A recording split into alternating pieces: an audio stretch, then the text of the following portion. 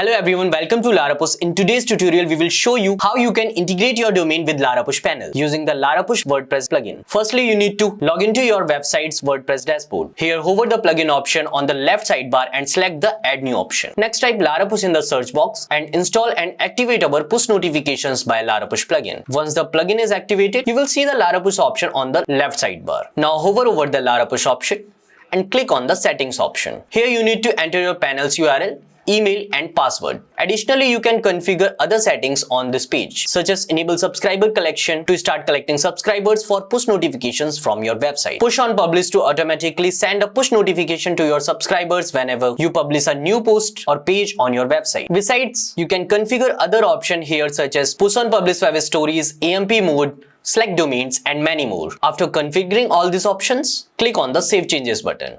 And that's it. You have successfully integrated your domain with LaraPush panel. The best thing about LaraPush version 4 is that it allows you to configure all the settings directly from LaraPush panel. Once you have integrated your website with LaraPush using the shared method, plus you can now get access to the LaraPush plugin even with the starter plan. And that was it from this video, guys. For more video like this, consider subscribing to our channel. I will see you in the next video.